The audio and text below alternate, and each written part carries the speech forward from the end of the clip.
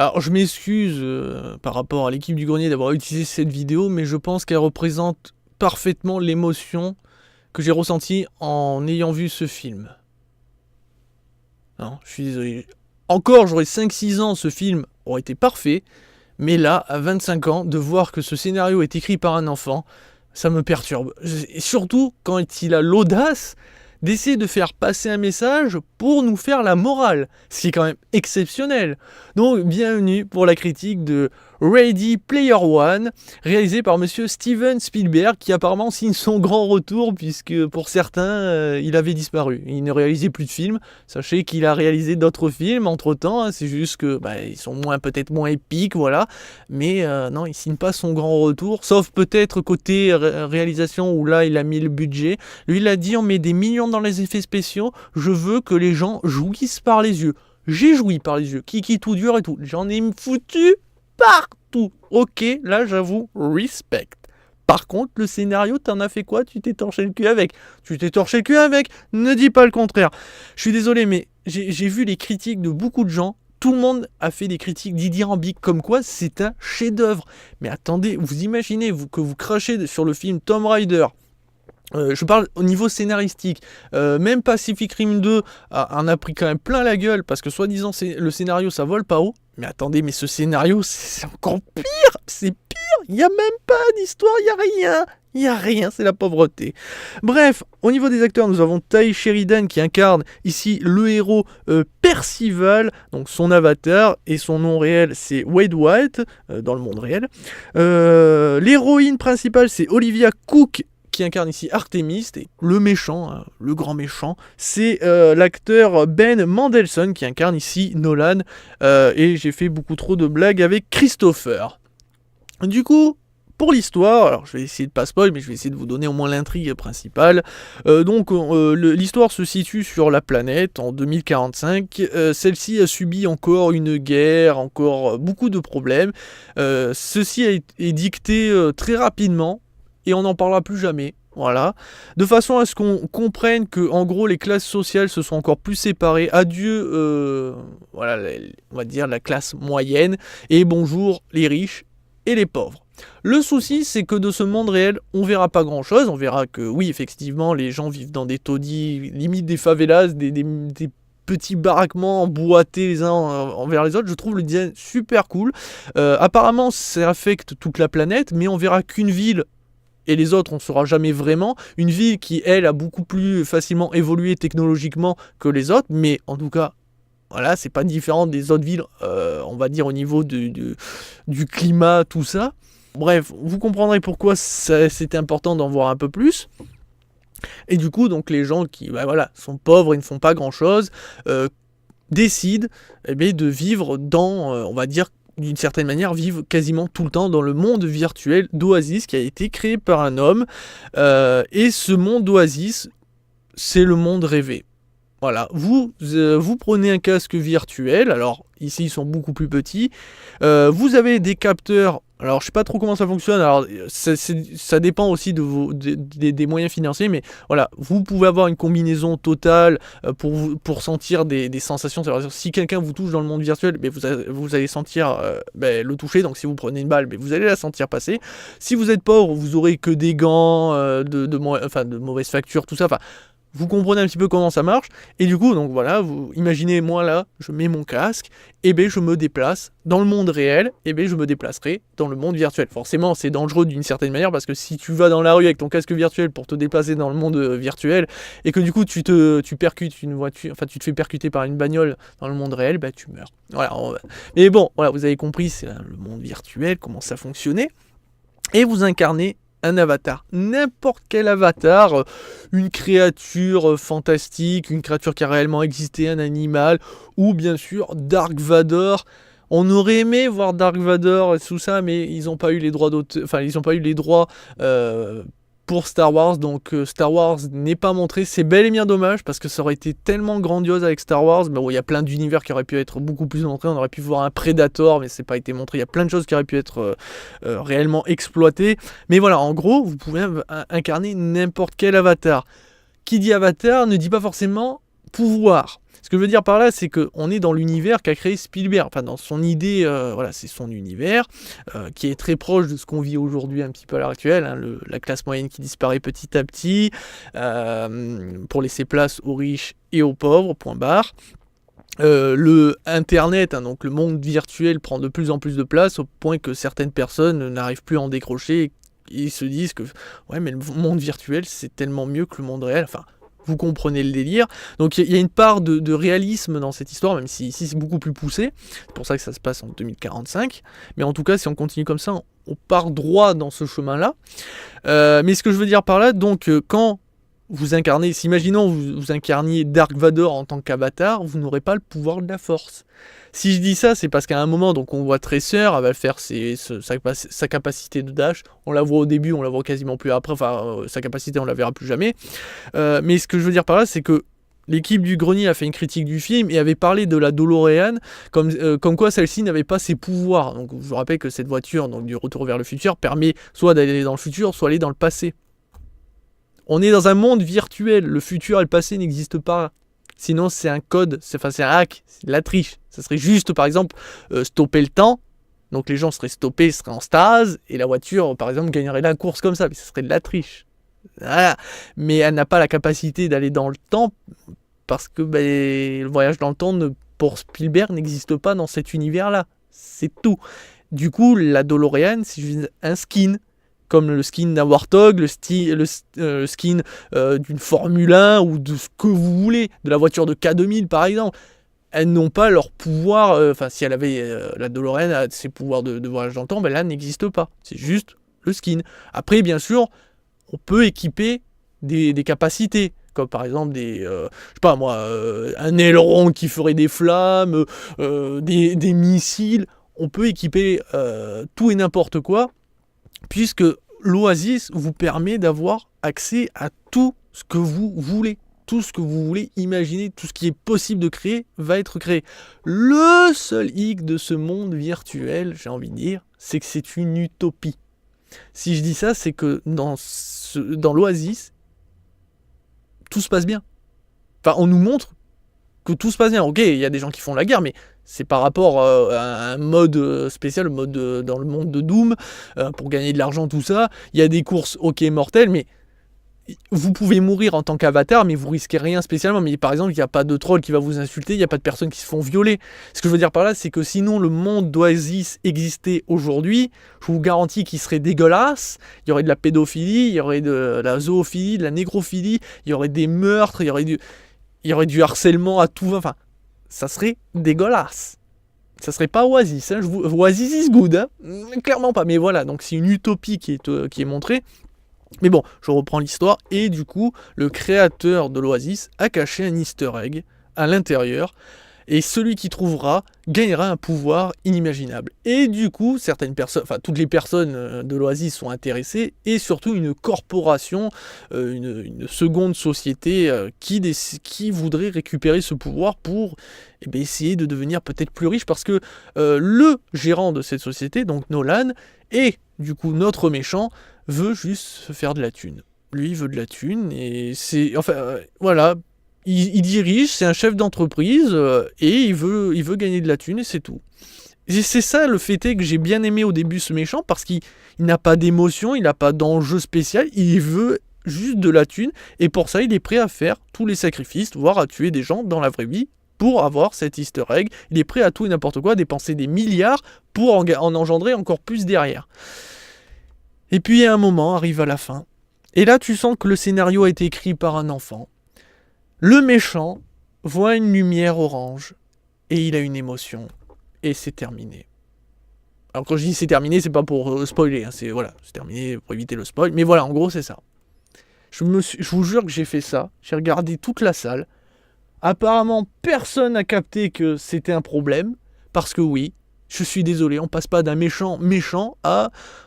Oh non, je suis... Oh putain, on dirait le méchant de Black Panther, quoi, le même. Le méchant, il est méchant, et puis tout d'un coup, j'ai des émotions. Mais non, putain. Enfin bon, vous allez me dire, c'est un détail, mais un détail qui, moi, m'a particulièrement cassé les couilles. Mais du coup, on en arrive d'abord au point positif. Ce film est extrêmement bien réalisé, c'est juste sublime. J'ai joui par les yeux, j'en ai foutu partout. Ok, parce que la réalisation est aux petits oignons. Les effets spéciaux sont de malades. Alors, c'est pas la révolution, mais il faut avouer que là, ils ont fait du lourd. La course automobile magistrale. À un moment, ils vont rentrer dans un film. Je vais pas le spoil, mais ils vont rentrer dans un film et... wow. Et là, tu te dis, putain, imaginez s'ils étaient rentrés dans un Star Wars, ça aurait été, mais... Enfin, les possibilités sont juste infinies, dans ce monde en tout cas, et je kifferais avoir le monde virtuel. Mais bon, bref. Et à un moment, il y aura une énorme bataille. On va dire que c'est ces 3 points d'orgue. C'est la course automobile, le film et la bataille finale. C'est vraiment les 3 grosses scènes d'action. Elles envoient quand même un peu du lourd, sauf la grosse bataille finale où il y a des milliers d'avatars qui vont se battre. On va avoir des Spartans, on va avoir donc Tracer, mais on va avoir des orques, enfin on va avoir de tout. Et honnêtement, ça paraît spectaculaire sur certains plans. Mais honnêtement, on est très loin de ce qu'a fait le Seigneur des Anneaux ou Star Wars au niveau des batailles avec des milliers de figurants, enfin, entre guillemets figurants, mais des milliers de choses. Il y a plein de particules, ok, mais j'ai pas trouvé ça waouh, quoi. Enfin, pas un truc qui me fait putain, cette bataille, je serais prêt à revoir le film juste pour cette bataille. Absolument pas. Honnêtement, moi, ce qui me donnerait envie de revoir le film, c'est la course automobile qui envoie du lourd. Et derrière, quand il rentre dans le film, j'ai vraiment kiffé ce passage. Et là, tu te dis qu'en fait, le film avait énormément de potentiel, qu'ils avaient plein d'idées, mais ils ont dû faire des choix. Et du coup, ils se sont juste contentés de mettre ce qui va plaire le plus facilement. Et du coup, le film se transforme en un film où tu vas essayer de trouver toutes les références. Et c'est tout ce qui est intéressant au final. Après avoir vu les quelques scènes d'action, il y a 1 ou 2 vannes, mais... on n'est pas là pour rire, voilà, c'est juste ça, parce qu'après le reste ça passe absolument pas. Mais voilà, donc t'es là, t'es en train de regarder la référence, tu fais oh tiens c'est stressé, oh ben tiens des Spartans, oh tiens il y a un Gundam, oh tiens il y a un truc, il y a un machin, il y a ça, il y a ci, enfin voilà, en gros vous êtes tout le temps comme ça. Et je dis ok, on pourrait croire que c'est un film de fan service, mais absolument pas, hein, c'est pas, mais le film, enfin l'objectif du film, c'est qu'il y a un message, mais ce que je veux dire par là, c'est que quand tu regardes l'histoire, c'est un mec qui était fan de jeux vidéo, qui était fan d'une certaine culture, et qui l'a retranscrit dans l'Oasis, et forcément après tous les gamers et tous les gameuses et tous ceux qui sont rentrés dans l'Oasis ont apporté leur pierre à l'édifice. Donc du coup c'est pour ça qu'on voit plein d'avatars, c'est cool. Et d'ailleurs il y a même aussi des fois des références qui peuvent ne pas parler aux plus jeunes, ou même à moi ne m'ont pas parlé, et du coup celles qui ont peu de chances de trouver leur public, ils les annoncent par exemple, ils disent ah ben tiens, cette tenue ça vient de ça, ce machin vient de ci. C'est assez rare, mais c'est pour le souligner qu'ils ont fait au moins ce petit geste envers ceux qui ne connaissent pas toutes les références. Voilà, il y a même une référence à Mario Kart, c'est plutôt cool, mais c'est tout. La relation amoureuse n'est pas un problème. Effectivement, ils vont tomber amoureux très vite. Mais en même temps, vous vous êtes posé la question du pourquoi, du comment ils sont tombés amoureux très vite. Les mecs, enfin les 2 personnages aiment les mêmes choses. À peine ils se rencontrent, ils se rencontrent dans un univers qu'ils aiment, l'Oasis, même s'il y a un des protagonistes qui aime pas trop, mais aime bien quand même. Ils ont les mêmes passions et les mêmes goûts en matière de films, de jeux vidéo. Voilà. Ils vénèrent plus ou moins le même personnage. Du coup, ils ont que des points communs. Forcément que déjà, ils se plaisent. Après, forcément, ils ne se voient pas, ils ont que des avatars. Mais regardez, nous aujourd'hui dans le monde virtuel, ça se passe comme ça. On n'a que des avatars, mais il est plus facile de construire une relation. Alors quand je dis relation, c'est pas forcément une relation amoureuse, mais une relation, même moi qui suis extrêmement timide, je suis derrière mon écran d'ordi, je tape tiens, bonjour, enchanté, blablabla. C'est plus facile que d'aller dans la rue et de faire ça devant une personne, que ce soit un homme ou une femme. C'est très difficile parce que tu ne sais pas comment la personne va réagir, parce que la personne, la première chose qu'elle va voir, c'est ton physique. Or là, la première chose qu'elle va voir, c'est pas ton avatar, elle s'en fout de ton avatar. C'est tes goûts, c'est tes passions, c'est qui tu es vraiment. Et c'est pour ça que la relation ici part très vite, mais en même temps, en vrai, dans le monde d'Internet, ça va très vite. Mais bien sûr, le film va quand même se moquer, parce que ce type de relation, enfin, qui se crée de cette manière, a de gros risques aussi de découvrir que finalement, la fille dont tu es tombé amoureux n'est autre qu'un vieux mec qui vit... voilà. Enfin voilà, c'est vrai. Mais il faut bien prendre en compte que créer des relations dans le monde d'Internet, c'est quand même beaucoup plus facile, parce que tu n'as pas la barrière du physique. Pour toi, le physique n'existe pas. Et derrière, il faut reconnaître que l'actrice est plutôt mignonne. Bon, pour l'acteur, je ne sais pas ce qu'elle en a vraiment pensé, mais l'actrice est quand même plutôt sexy. Oh, derrière, oh, voilà, il a pas perdu au change. Sachant qu'elle a quand même un avatar de merde. Parce que honnêtement, moi, quand j'ai vu son avatar, j'aurais fait... Ouais, non, non, je kiffe pas. Non, on dirait une meuf des Minimoy, là. Enfin, on dirait un personnage de Minimoy. Dégueulasse, quoi. Enfin, bon. Dernier point négatif, je parlais de scénario. Pour qu'un scénario tienne la route, il faut qu'il y ait des enjeux. Il faut qu'il y ait quelque chose qui fait que quand on voit le personnage principal, on veut qu'il réussisse. Il faut qu'on s'inquiète pour lui. À aucun moment dans le film, tu as peur pour les protagonistes. Aucun. Que ce soit les amis, les personnages principaux. À aucun moment, tu te dis qu'ils peuvent échouer, ou à aucun moment, tu te dis qu'ils peuvent mourir. Parce que monde virtuel, hein, donc un avatar, il meurt, c'est pareil. Ils perdent leurs équipements, tout ça. Ok, c'est lourd, mais... ils recréent un avatar. Alors, vous allez me dire, oui, mais ils doivent récupérer certaines choses, et s'ils les perdent, enfin, s'ils meurent, ils les perdent. Oui, mais bon, quoi qu'il arrive, ils ne peuvent pas, on va dire, mourir dans le monde virtuel. Dans la réalité, effectivement. Donc, on aurait pu croire qu'il y aurait beaucoup plus d'action dans le monde réel. Non. Tout se passe dans le monde virtuel à 90%. Du coup, à aucun moment, tu peux t'inquiéter ou te dire, ils vont échouer. C'est impossible. Donc déjà, il n'y a pas de tension. Et on en arrive à ce Saint Graal. Ah, pour moi, c'est la quintessence de ce film, clairement. La morale de ce film. Attention, accrochez-vous, parce que celle-là, je vous l'offre, c'est cadeau. Hein. La morale de l'histoire, c'est... le monde virtuel, c'est bien, c'est amusant. Mais le monde réel, c'est réel. Donc c'est mieux. Voilà. C'est ça le message, les gars. Donc, il ne faut pas trop aller sur Internet. C'est bien, Internet, c'est cool. On fait des rencontres, on rencontre de vraies bonnes personnes parfois. On crée des liens, on peut rencontrer l'amour, tout ça. Mais le monde réel, c'est mieux. Le problème de ce message, vous allez me dire, c'est plutôt cool, surtout à l'heure actuelle où on sait qu'Internet, chez certains jeunes, ça devient très compliqué. Il y en a qui sont très très accros. Ne me regardez pas comme ça, s'il vous plaît. Mais ce que je veux dire par là, c'est que on est d'accord quand même qu'à ce moment-là, il faut que dans le film, on nous fasse comprendre que le monde réel, c'est cool. Sauf que je vous rappelle que du monde réel, c'est la seule chose qu'on voit, c'est des taudis, des pauvres, et rien d'autre. Et que le monde virtuel, c'est des plages, c'est des volcans, c'est des skins, c'est des courses automobiles de fou, des combats de malades, tu peux être le héros que tu veux, tu peux avoir ce que tu veux. Comment tu peux justifier ce message ? Puisque du monde réel, on ne voit rien. Et vous savez ce qui a justifié, du coup, cette morale, ce message ? Eh bien, c'est la relation amoureuse. Parce que notre protagoniste va avoir une relation amoureuse, du coup, c'est mieux. Parce que c'est mieux en vrai que virtuel, parce qu'en virtuel, il peut pas l'embrasser, il peut pas la toucher. Donc, c'est pour ça qu'il, d'une certaine manière, il comprend que l'Oasis, c'est bien, mais le monde réel apporte quand même des choses différentes et beaucoup mieux. Je suis d'accord, sauf qu'on sait que dans l'Oasis, tu peux avoir des tenues qui permettent d'avoir du toucher, et au pire, si tu rencontres une personne dans l'Oasis, tu peux aller la voir en vrai. Rien ne t'empêche de faire l'un et l'autre. Or là, le mec, juste parce qu'il a trouvé l'amour, se dit juste « Ouais, mais les autres devraient arrêter d'aller trop souvent dans l'Oasis. » D'où tu te permets de faire ça ? Les autres n'ont pas autant de chance que toi, n'ont pas trouvé l'amour, ils sont toujours aussi pauvres dans l'histoire, puisque même à la fin, rien n'a changé. C'est ça le pire, c'est qu'il n'y a rien, il n'y a pas d'avancement. Rien n'a évolué sur la Terre. Hein.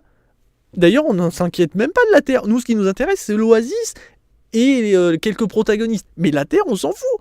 Eux, ils resteront toujours des clodos. Pourquoi eux, ils ne pourraient pas rester dans l'Oasis s'ils le souhaitent ? Pourquoi ils seraient obligés d'aller dans le monde réel ? Puisqu'à l'heure actuelle, de ce qu'on voit du monde réel, c'est la merde. Si c'est pour toucher une gonzesse, ok, d'abord tu peux très bien la rencontrer dans l'Oasis et pourquoi pas tirer ton coup si tu veux derrière. Mais vous comprenez ce que je veux dire ? C'est que le message ne peut pas fonctionner avec ce qu'on voit dans le film du monde réel. Je peux pas comprendre que ce film soit considéré comme un chef-d'œuvre. Visuellement, je ne reproche rien, il est magnifique, il y a de bonnes musiques, c'est aux petits oignons. Mais les acteurs sont plutôt bons, globalement, j'ai bien aimé les personnages, même si, honnêtement, le méchant, c'est un désastre. Mais c'est tout, il n'y a pas de gros reproches à ce niveau-là. Mais c'est le scénario, c'est ce message j'ai l'impression que ça a été bâclé. En fait, c'est qu'ils se sont dit, on va mettre plein de références, on va montrer énormément l'Oasis pour montrer en gros les gens accros d'une certaine manière, et derrière de dire, ouais mais regardez, il a peut-être rencontré l'amour sur Internet, mais s'il veut profiter d'elle au maximum, il faut qu'il quitte l'Oasis pour pouvoir aller l'embrasser en vrai. Oui, mais il fallait le faire plus intelligemment. Et je suis désolé, c'est pas juste une relation sexuelle, parce qu'on est d'accord que c'est juste parce que le mec, il est en chaleur, elle aussi, d'une certaine manière. Oui, il veut tremper son biscuit, j'ai bien compris. Enfin, ça montre pas à quel point le monde réel est mieux, pour l'instant. Je suis désolé. Voilà, tu peux, en gros, tu tires ton coup et tu retournes dans l'Oasis pendant 4 heures. Alors que là, d'une certaine manière, ce qu'on veut nous faire comprendre, c'est que vous devez passer plus de temps dans le monde réel que dans le monde virtuel. Ben non, ça fonctionne pas. Ma note personnelle, c'est 2 étoiles et demie sur 5. Ce film, je n'irai pas le revoir. Il me donne absolument pas envie de le revoir, sauf pour la course automobile et quand on rentre dans le film. J'avoue que je suis un amoureux de technologie, du coup, comme j'ai dit, j'ai joui dans tous les sens, et surtout visuellement. Putain, j'en ai pris plein les yeux. Et rien que pour ça, je vous invite à aller le voir, le film. Parce qu'il faut aller le voir. Faites-vous un kiff. Il faut être curieux. On ne sait jamais, parce que d'après tout le monde, c'est un chef-d'œuvre. Il n'y a quasiment aucune critique négative. Je dois être le deuxième que j'ai vu de négatif. Mais c'est quand même fou. Donc du coup, c'est peut-être moi qui ai des goûts de merde. Je comprends. Tant mieux si vous l'aimez. Tant mieux si vous le kiffez. Mais à un moment, il faut arrêter de me dire, ou de dire aux autres, que quand par exemple tu prends un Pacific Rim 2 qui n'a pas de scénario ultra développé, de dire ouais mais le film il est pas bon parce qu'il n'a pas un scénario, voilà, c'est un scénario un petit peu trop enfantin, tout ça, c'est trop léger, c'est pas très complexe, c'est trop prévisible. Je suis désolé, Ready Player One, c'est exactement ça. C'est un scénario trop facile à lire, trop prévisible et tellement enfantin. Ce film est pour moi destiné aux enfants, et on a fait en sorte de mettre énormément de références pour attirer aussi le public un peu plus âgé, parce que forcément, si, c'est toujours kiffant. C'est un vrai kiff, surtout quand tu vois certaines choses. Mais c'est quand même, sinon, si vous recherchez un scénario bien développé, c'est pas votre film. C'est clairement pas celui-là. Mais sinon, vous passerez un bon moment. C'est presque une certitude, parce que ça envoie tellement plein les yeux, mais je trouve que le film quand même manque de punch. On est très loin de... je pense qu'il y avait moyen d'aller beaucoup plus loin dans ces scènes d'action, surtout quand on a un tel matériau. Je trouve ça bien dommage. Enfin bon, voilà, c'était ma critique de Ready Player One. Sur ce, moi je dis que le monde virtuel, c'est pas si mal quand on voit le monde réel. Ciao, ciao.